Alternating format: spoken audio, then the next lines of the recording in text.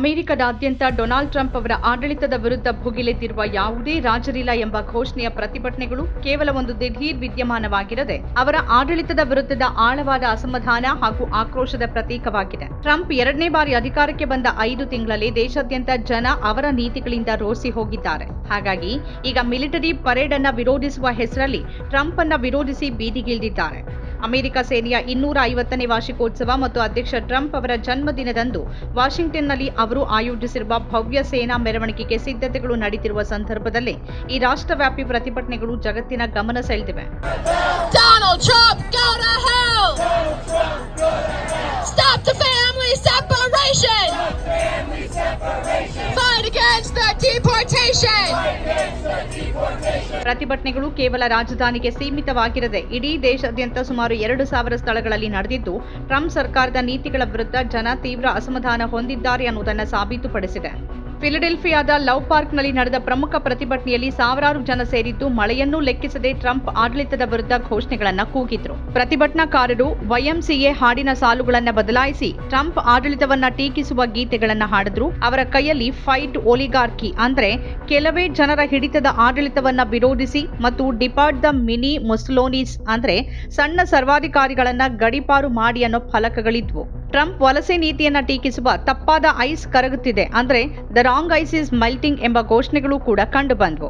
ಈ ಪ್ರತಿಭಟನೆಯಲ್ಲಿ ಭಾಗವಹಿಸಿದ್ದ 61 ವರ್ಷದ ನರ್ಸ್ ಕರೆನ್ ವಾನ್ ಟ್ರೇಸ್ಟ್ ಅವರು, ಇದು ಪ್ರಜಾಪ್ರಭುತ್ವವನ್ನು ರಕ್ಷಿಸುವ ಹೋರಾಟ, ಈ ಆಡಳಿತದಲ್ಲಿ ಬಹಳಷ್ಟು ತಪ್ಪುಗಳು ನಡೀತಿವೆ ಅಂತ ತಮ್ಮ ಆಕ್ರೋಶ ವ್ಯಕ್ತಪಡಿಸಿದ್ರು. ಅಟ್ಲಾಂಟಾದಲ್ಲಿ ನಡೆದ ಪ್ರತಿಭಟನೆಯಲ್ಲಿ ಸುಮಾರು 5,000 ಜನ ಸೇರಿದ್ದು, ಸ್ಥಳದ ಮಿತಿ ಮೀರಿದ ಕಾರಣ ಜನ ರಸ್ತೆಗಳಿಗೂ ಹರಡಿಕೊಂಡ್ರು. ಲಾಸ್ ಏಂಜಲೀಸ್, ಚಾರ್ಲೋಟ್ನಂತಹ ನಗರಗಳಲ್ಲೂ ಇದೇ ರೀತಿಯ ದೊಡ್ಡ ಪ್ರಮಾಣದ ಪ್ರತಿಭಟನೆಗಳು ನಡೆದವು. ಚಾರ್ಲೋಟ್ನಲ್ಲಿ ಪ್ರತಿಭಟನಾಕಾರರು ನಮಗೆ ರಾಜರು ಬೇಡ ಅಂತ ಘೋಷಣೆ ಕೂಗಿದ್ದು ಈ ಪ್ರತಿಭಟನೆಗಳ ಮುಖ್ಯ ಆಶಯವನ್ನ ಎತ್ತಿ ತೋರಿಸುತ್ತೆ. 50501 ಮೂವ್ಮೆಂಟ್ ಎಂಬ ರಾಜಕೀಯ ಸಂಘಟನೆ ಈ ಯಾವುದೇ ರಾಜರಿಲ್ಲ ಅಭಿಯಾನವನ್ನ ಆಯೋಜಿಸಿದ್ದು, ಟ್ರಂಪ್ ಅವರ ಸರ್ವಾಧಿಕಾರಿ ಕ್ರಮಗಳನ್ನು ವಿರೋಧಿಸೋದು ಇದರ ಮುಖ್ಯ ಉದ್ದೇಶವಾಗಿದೆ ಅಂತ ತಿಳಿಸಿದೆ. ಈ ಪ್ರತಿಭಟನೆಗಳು ಇತ್ತೀಚೆಗೆ ನಡೆದ ಫೆಡರಲ್ ವಲಸೆ ದಾಳಿಗಳು ಮತ್ತು ಲಾಸ್ ಏಂಜಲೀಸ್ನಲ್ಲಿ ಟ್ರಂಪ್ ಅವರು ರಾಷ್ಟ್ರೀಯ ಗಾರ್ಡ್ ಪಡೆಗಳನ್ನು ನಿಯೋಜಿಸಿದ ಕ್ರಮದ ವಿರುದ್ಧದ ವ್ಯಾಪಕ ಆಕ್ರೋಶದ ಫಲಿತಾಂಶವಾಗಿದೆ. ಈ ಪ್ರತಿಭಟನೆಗಳಿಗೆ ಪ್ರತಿಕ್ರಿಯೆಯಾಗಿ ವರ್ಜೀನಿಯಾ, ಟೆಕ್ಸಾಸ್, ನೆಬ್ರಾಸ್ಕಾ ಮತ್ತು ಮಿಸೌರಿ ರಾಜ್ಯಗಳ ಗವರ್ನರ್ಗಳು ನ್ಯಾಷನಲ್ ಗಾರ್ಡ್ ಪಡೆಗಳನ್ನು ಸಕ್ರಿಯಗೊಳಿಸಿದ್ದಾರೆ.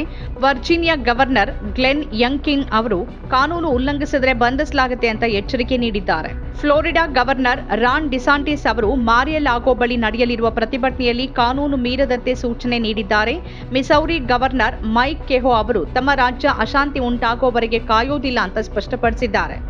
ಕ್ಯಾಲಿಫೋರ್ನಿಯಾದಂತಹ ರಾಜ್ಯಗಳಲ್ಲಿ ಕೆಲವು ಕಾನೂನು ಜಾರಿ ಸಂಸ್ಥೆಗಳು ತಮ್ಮ ಅಧಿಕಾರಿಗಳನ್ನ ಅಲರ್ಟ್ನಲ್ಲಿ ಇರಿಸಿದ್ದು ಎಲ್ಲ ರಜೆಗಳನ್ನು ರದ್ದುಪಡಿಸಿವೆ.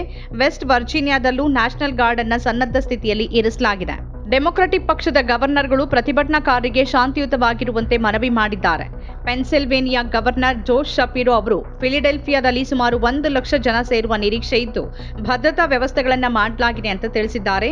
ಅರಿಜೋನಾ ಗವರ್ನರ್ ಕ್ಯಾಟಿ ಹಾಬ್ಸ್ ಮತ್ತು ವಾಷಿಂಗ್ಟನ್ ರಾಜ್ಯದ ಬಾಬ್ ಫರ್ಗುಸನ್ ಅವರು ಹಿಂಸಾಚಾರವನ್ನು ತಪ್ಪಿಸುವಂತೆ ಪ್ರತಿಭಟನಾಕಾರರಿಗೆ ಕರೆ ನೀಡಿದ್ದಾರೆ. ಟ್ರಂಪ್ ಫೆಡರಲ್ ಪಡೆಗಳನ್ನು ನಿಯೋಜಿಸಲು ಅವಕಾಶ ನೀಡದಂತೆ ಫರ್ಗುಸನ್ ಜನರನ್ನು ಎಚ್ಚರಿಸಿದ್ದಾರೆ.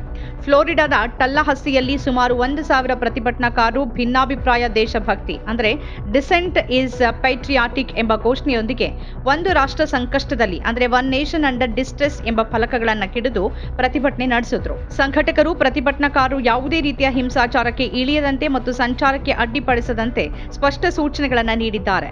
ಫಿಲಿಡೆಲ್ಫಿಯಾ ಜಿಲ್ಲಾ ಅಟಾರ್ನಿ ಲಾರಿ ಕ್ರಾಸ್ನರ್ ಅವರು ಅಕ್ರಮ ಚಟುವಟಿಕೆಗಳನ್ನು ಕಾನೂನು ರೀತಿಯಲ್ಲಿ ಎದುರಿಸಲಾಗುತ್ತೆ ಅಂತ ಹೇಳಿದ್ದಾರೆ. ಯಾವುದೇ ರಾಜರಿಲ್ಲ ಎಂಬ ಈ ಪ್ರತಿಭಟನೆ ಕೇವಲ ಟ್ರಂಪ್ ಅವರ ಸೇನಾ ಮೆರವಣಿಗೆಗೆ ಪ್ರತಿಕ್ರಿಯೆಯಾಗಿ ಆಯೋಜನೆ ಮಾಡಲಾಗಿಲ್ಲ. ಟ್ರಂಪ್ ಅವರ ಆಡಳಿತ ಪ್ರಜಾಪ್ರಭುತ್ವ ವಿರೋಧಿಯಾಗಿದೆ ಮತ್ತು ಸರ್ವಾಧಿಕಾರಿ ಧೋರಣೆ ಹೊಂದಿದೆ ಅಂತ ಪ್ರತಿಭಟನಾಕಾರರು ಆರೋಪಿಸಿದ್ದಾರೆ.